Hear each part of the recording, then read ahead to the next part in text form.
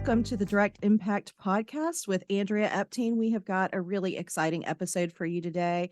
We have got Shannon Petrovich with us today, and she is an amazing psychotherapist, and she's got a lot of things to offer. So I'm going to start with our introduction, and then we are going to talk to Shannon about all the amazing things she's doing in the field, and we're going to be talking about out of the fog and into the clear. And we're going to be talking about relationships and all the things we love to talk about on this podcast. So, just a reminder, on Direct Impact Podcast, we explore all the many, many, many ways that we might enhance our mental health and leave a positive and life-giving impact in our wake. All right, we've got an amazing speaker, Shannon Petrovich. She is a therapist and author, and a YouTube creator specializing in helping people deal with and heal from narcissistic, abusive, and other toxic relationships. She's speaking my language. This is the work that I do all day, every day, and man, I have some passion for it. So I'm so grateful to have her here. She has a new book called Out of the Fog and Into the Clear: Journaling to Help You Heal from Toxic Relationships, that has earned a #1 Amazon bestseller status in codependency, self-help, and abuse and personal transformation. So congratulations on that Thank work. you. It's amazing. She has a YouTube channel named Therapist Talks, and she offers information, insights, and strategies on this website. On this podcast. And she talks about a wide range of mental health issues. And this podcast now has over 24,500 subscribers and 1.5 million views. So congratulations. We are so grateful to Thank have you. you here today. And I'm excited for our audience to hear, especially more about these healing from toxic relationships, because it is just, I feel like it's almost all of us that need to hear at least strategies and tools to even be mindful enough and be aware of when they're in a toxic relationship. Because I'm telling you, I really believe that a lot of our listeners are going to hear something that they really needed to hear in this interview today. Because a lot of us, like, we don't know until we know. We're not even aware of some of the toxic types of relationships that we might have encountered in the past or might be currently in. So, the main topic for today is dealing with and healing from toxic relationships. Shannon, welcome. Thanks so much, Andrea. I really appreciate you having me on. Oh, yeah, I love having you here. Let me just start by asking, why are there so many people struggling in toxic relationships, in your opinion? That's a really good question, and it is a complex answer. I think that probably it's human nature to some degree to be self-centered, to have a difficult time communicating, and to struggle with relationships. And when I went into college, I didn't intend to go into therapy, but it became my interest because I was so baffled by it all. And back in the day, we didn't learn anything about this stuff. You kind of made it up as you went along. You figured it out. You bumped into things and you tried to regroup and figure it out some more. So I was just fascinated by it. And going to grad school and then starting into the field, still felt like I was making it up to some degree and learning things from lots of different areas, but really kind of putting it all together in the way that I have now feels pretty fresh and new. And there are little idiosyncrasies and nuances that I think people just don't know that are really important. And so that's why I'm glad we're talking about this today. Me too. And I completely agree that, yes, this is human nature. This is part of who we are, and our design is to relate. And when we come out of abuse and trauma and dysfunction, like, what do we expect to happen, right? So yeah, human nature. Right. And I think one of the really biggest issues that we have is that when we come out of abuse and trauma, or even any sort of toxic upbringing, which can be, chaos or addiction or almost anything, that we have a toxic relationship within our own minds, within our own selves. And so we're talking to ourselves negatively throughout every day. And so when we meet people who are toxic towards us, it kind of resonates for us, and it's not a clanging gong, it's a resonance, and it's like familiar, and we think we can fix it and we think we can placate it. And so we tend to not have good boundaries and not have good sort of creepometers that go off and make us back away from a person who's toxic. In fact, we might feel like that's home. And so it's not to blame the victim by any stretch, but that we have we have to look at our toxic relationship within our own selves first. And then we can start to really address the toxic relationships outside of us. So a lot of times you're right, we don't see it until we see it. That's right. Oh, I love that approach. Thank you so much for that. What can someone do, to start to begin after recognizing that they're in a toxic relationship? What can they do to start to get free of an abusive partner? And you really just answered that to some degree, which is like you start with yourself. You Right. start, And yeah, you start right there. But, I think that I would love to hear you elaborate on that a little bit. yeah, so the very first part of my book, I talk about really noticing the thoughts and emotions that go through your mind because we're so oblivious to that. A therapist early on in my life, in my 20s, asked me to write down every time I said something mean and nasty to myself inside my head. First, I thought that was the dumbest thing because I had no awareness of it. Then I realized it was constant and it was horrible. Mm, So recognizing that and writing it all out, that's the first section of my book is the journal prompts to write out all the awful things that you say to yourself and then explore where they came from because we don't we're not born with those kinds of thoughts and feelings about ourselves. In fact, we kind of think we're pretty cool when we're babies. We think it's all about us and we think it all ought to well, revolve around us and all it's right. all good. But somehow we started to feel like we were unworthy or a burden or unlovable or whatever else we believe and think about ourselves. So once you write out all those things and recognize where they came from, then what's important is to write out all the truths about yourself. And this is really hard for people, but I often start this way in therapy. And sometimes you have to consult your best friend or somebody who really knows you and cares about you. But learning those truths about your character and your values then gives you a clear picture of who you really are, who you were created to be. And then you can see the difference between the two. These are the lies, these are the truths. Then you have to learn to be your own best friend and encourage yourself when you struggle and support yourself when you're down and give yourself the uplift that you need. And then when you're doing that inside your own mind, then you can address the relationships in your life because you might find that a lot of toxic relationships exist around you. And then you can one by one address those relationships and start to set boundaries and start to show up fully. Oh, I love that. I love identifying the negative, we'll say, core beliefs, and then bringing into the light the liberating truth about self and how you show up in relationships. And I think you're right. I think that that is, transformational for an individual and how they show up for themselves and others.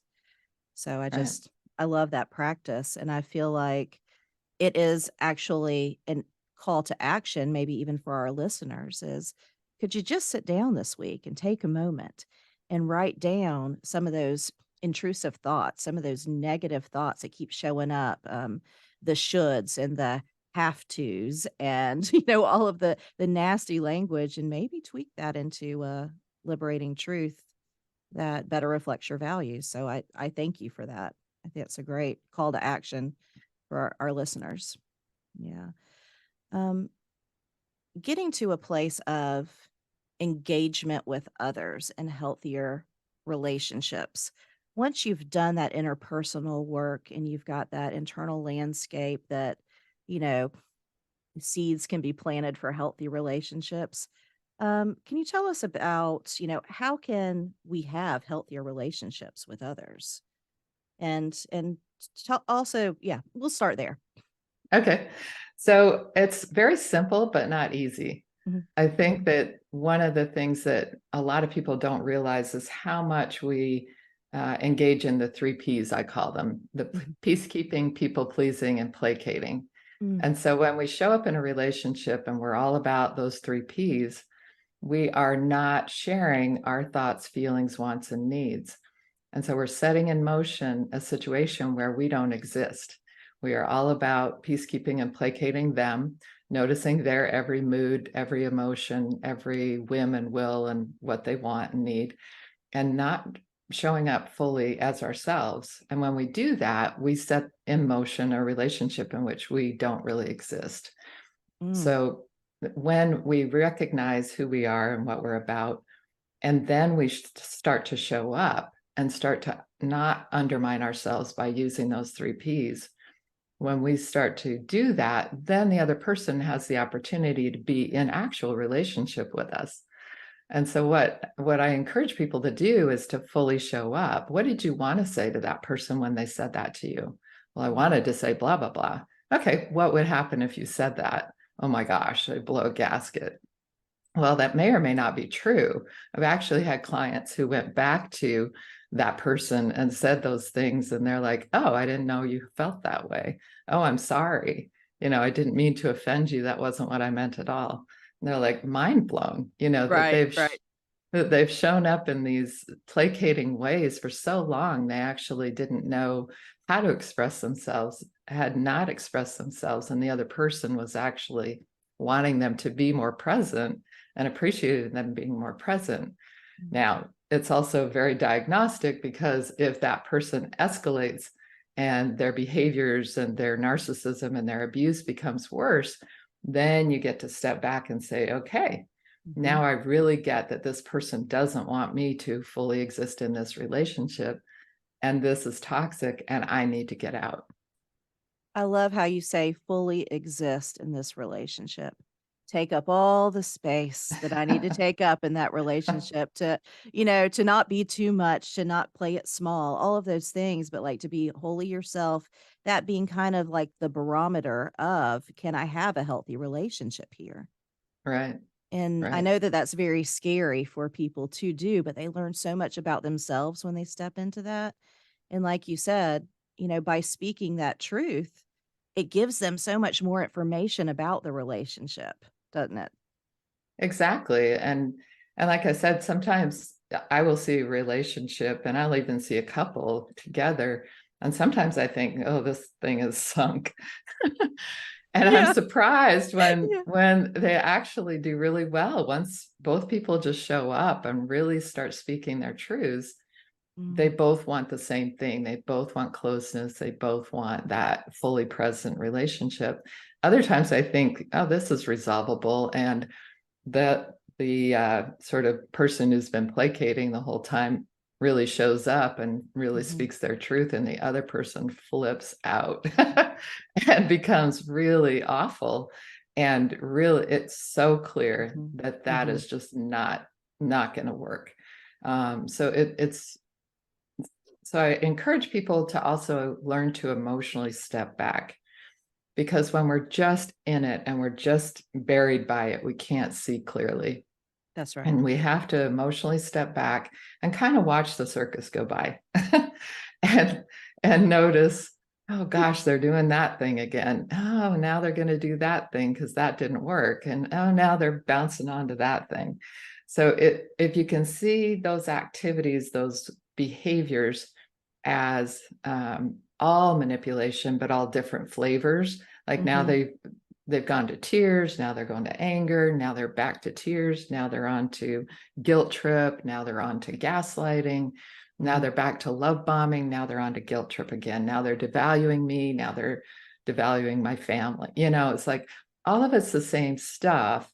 It's just a smorgasbord of manipulative strategies for that person.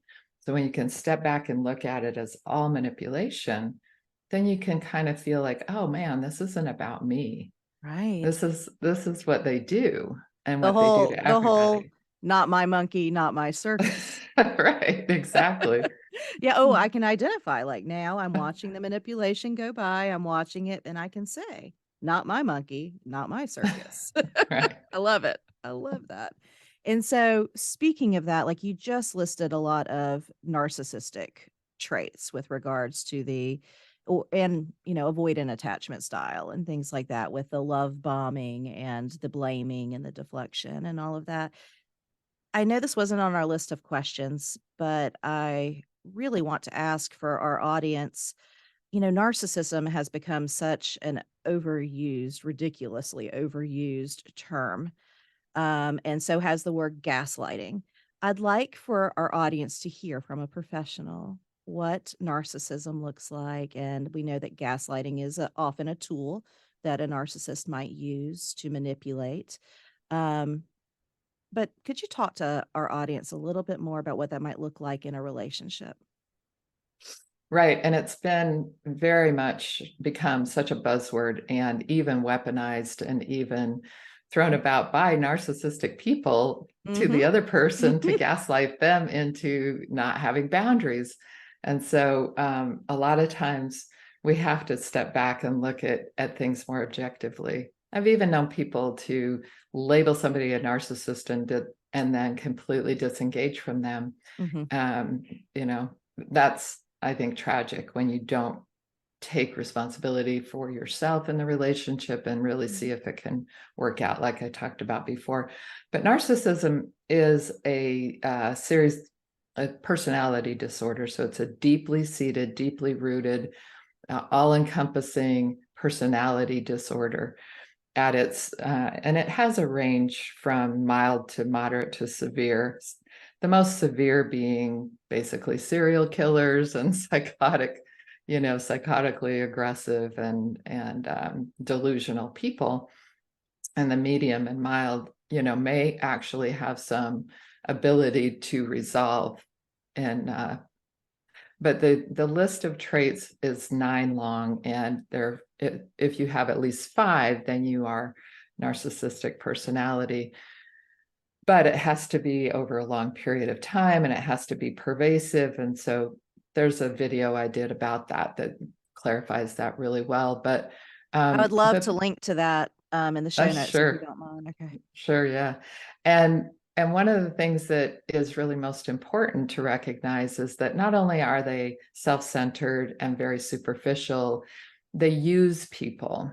So relationships are not relating or relationship. They're really, it's like they're like in one of my videos, I talk about narcissistic collapse, and I talk about narcissism as like a hot air balloon. So they're very empty inside, and they have to be constantly pumped with hot air, like your adoration, your attention, your attention, or they implode and then they explode, just like a hot air balloon. So it's they use people for that internal fuel, whereas a whole person doesn't need adoration all the time. Somebody with real solid self-esteem doesn't need anyone's adoration because they're solid. So a narcissist looks all puffed up and looks like they think a lot of themselves, but they're extremely fragile. They actually are totally empty inside. Very It's that. insecure, very And insecure. Mhm. right. And so that they have that insecurity and they are really ready to collapse at any moment that things don't go their way. So you can recognize that sort of emptiness and that bravado, that shell of bravado around it, that they tend to be mean and cruel to people for sport. They tend to also have no empathy. And so hence the mean and cruel. So that lack of empathy is really a huge problem in relationships, obviously. So I recently did a video about did the narcissist actually ever love me? Mm. And that's something people ask all the time. And so I picked through what is love and what is a narcissist. And there's no way that they actually love because they They can't. can't. They can't. Yeah. Yeah. They have It's no impossible. empathy. They They love what don't you do recognize for your them. feelings. They Exactly. love what you do for them, and that's about it. Yeah. That's Yeah. right. And when they say they love you, it's either a manipulation or they're praising you that you are adoring them properly right now. But they're not loving you. They don't know your character, your qualities, your values, and they don't love you. And they Mm. don't, love is a verb, right? And so they don't love because they don't do for other people. They just don't, unless they're trying to get something in return. Sure, unless it's an act of manipulation. And I also want to point out, to our audience at the Direct Impact podcast, it's like we talk a lot about behavioral addictions. And I just want to point out that all of these 9 characteristics of a narcissist, you are probably going to be able to identify a lot of them if you're in active addiction, but you would never seek any type of a diagnosis for a personality disorder, including narcissism, unless you have 18 to 24 months without any acting out behaviors. So I just want to point that out, Good point. especially to the partners that might be listening to this podcast as well. And it's like, ding, ding, ding, I've got a Yeah. narcissist. And it's like, yeah, you have all the behaviors you do. But let's see what happens in recovery. Yeah, absolutely. Absolutely. I've seen that so much. Mhm. And adolescents are narcissistic. They just are. And so we never diagnose until somebody is at least 25 years old because you're not maturing into your personality until then. And in addiction, we stop growing when we start using. And so typically people start using in adolescence and they stop growing in adolescence. So you're going to Yes. have narcissism all over the place in use. Absolutely. And then also, we talked a little bit about how it can be a term that's overused or used as a weapon. And I feel like sometimes when I'm talking to individuals or couples, just because you feel like someone's not hearing you or they're not present for you or they're minimizing your feelings and your emotions doesn't necessarily mean that they completely lack empathy or that they're gaslighting. But it sometimes the feelings, feelings aren't facts. It True. feels that way. True. Yeah. Well, thank you so much. I want to ask you now about the CLEAR acronym. Okay. Can you So, tell us what that stands for? right. So, out of the fog into the clear is what I use to talk about dealing with and healing from toxic relationships. Because when we're in that fog, that fear, obligation, and guilt, we really feel lost. I've been there, done that, and it's an awful feeling. You just have complete disorientation. So, getting clear, the most important piece to start with is getting clear. The clarity is the C. And we need to do that by recognizing that amygdala, that little monkey mind that we share with all the animals, that has only the ability to fight, flight, or freeze. So when we are in that toxic, abusive relationship, we are in that monkey mind all the time, and we are only reacting. So our higher mind, our cortex, our rational mind is offline. When we're firing off in our amygdala, our actual computer is offline. And that was sort of designed so that we can have the ability to fight, flight, or freeze when we're in danger. But when we're not able to access our rational mind and we're in that trauma, Mm-mm. Mm. Mm, mm, mm.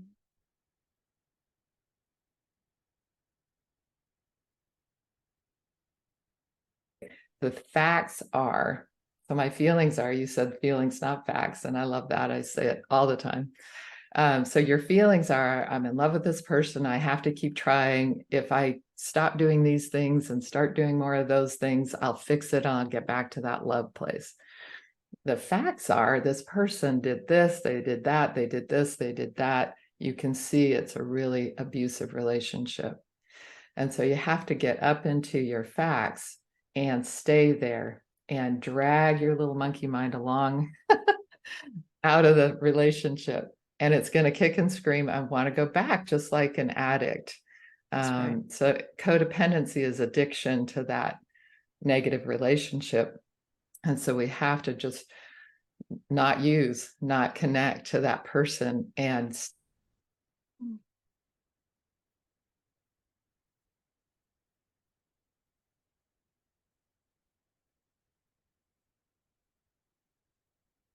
mm, that's what you have to use. So you have to use the facts and navigate into that safe harbor, if you will, and not listen to that irrational part of you that is still really attached to that person. So you can love and leave. And that's the critical piece of the getting clear. Oh, I love that. And just one more time for our audience, can you walk through the CLEAR and what they stand for? Okay. So the clarity we talked about, and that's a crucial part. Then learning and leaving emotionally as well as physically. So sometimes we can leave emotionally, but have to stay present physically. We have to co-parent, we have to whatever, right? And so we can learn to emotionally leave and even stay present and learn to play nicely in the sandbox, but keep our own selves clean and clear. Then education, awareness, and rebuilding. So that last part of my book is all about rebuilding your sense of self, your community. Some people lose all their people when they leave a relationship, and rebuilding even your dreams and goals and your awareness of your emotions. Because a lot of times when you've focused on somebody else for so long, you don't even know what you think or feel. Mm, isn't that true? That is some Yeah. truth. I really appreciate it. I love the acronym. And Out of the Fog and Into the Clear. It's on Amazon. It's, been a number one bestseller.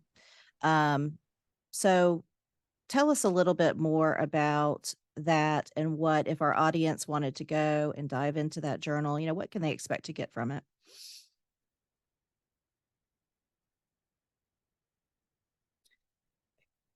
Mm, mm, mm, mm, Designed to give you things to think through, and you can work through it. If you have a therapist, you can also work it through as a self-help book. And so it's designed to help people that don't have access to therapy, which is millions of people around the world. So mm. I wanted it to be something that people could actually use to actually walk through the process. And if you work through the process, then you will see some results and hopefully get clear and out of the fog. And also really spending that time rebuilding is so critical so that you don't fall back into another toxic relationship. Because if we don't sort out all the stuff that, again, is kind of in our own internal toxic relationship, we will keep resonating with toxic people in our world. So we have to rebuild. We have to develop a really good creepometer so That's that we right. see That's them right. coming. Yeah. See And then even the start seeing even the pink flags, not just the red flags. Like, let's see yeah, it coming. Yeah. exactly. Exactly. And that Yeah. we can really live true to ourselves. Mm. Well, Clear and Out of the Fog. I just love the title because I believe, especially in the work that I've done with people on a healing journey, that's exactly what it feels like. Mm. All of a sudden it starts to clear and I'm out of the fog and I have independent thoughts. I feel my feelings, sometimes really big at first, and I Mhm. notice my body. I mean, it's an amazing title and I absolutely love it. So, Shannon, where can our listeners find you and learn more about your work? My website is nofoggydays.com or therapisttalks.com. And you can find the link to my book, the link to my podcasts, and the link to my YouTube channel and all the other stuff that I'm not super active on, but I do LinkedIn and Twitter and all that stuff. I hear you. I hear you. So, but they can search, Shannon Petrovich and Yeah, find you on your podcast and your journal and on Amazon and things like that. And we have the www.nofoggydays.com, and we've got a few other links that we're going to put in our show notes if you want to connect with Shannon. We'd invite you to do so. So, again, thank you so much. Is there one call to action that you might have for our listeners? Something very small, but something that they could do this week. absolutely. Notice the negative internal self-talk and be your own best friend. Talk to yourself the way you would your own best friend, because we would never say the nasty things we say to ourselves to anyone else in the world. So Mm. start being self-loving and self-compassionate. Oh, I love that invitation. Thank you so much again for coming on the show and for offering our listeners just so much great, wonderful information. We'll remember that CLEAR acronym. They've already been introduced to our CARE acronym. I think they work Mhm. together so beautifully. You Yeah. know, we talked about we set boundaries because we care, and Mhm. setting careful boundaries, clear, assertive, relevant, and explicit. and Nice. and they marry together so well. So it's like great minds Beautiful. think alike, don't they, Shannon? They do. Thanks so much for having me on, Andrea. All right. Well, thanks for being with us again. And we'll make sure to link everything up in the show notes. Awesome. All right.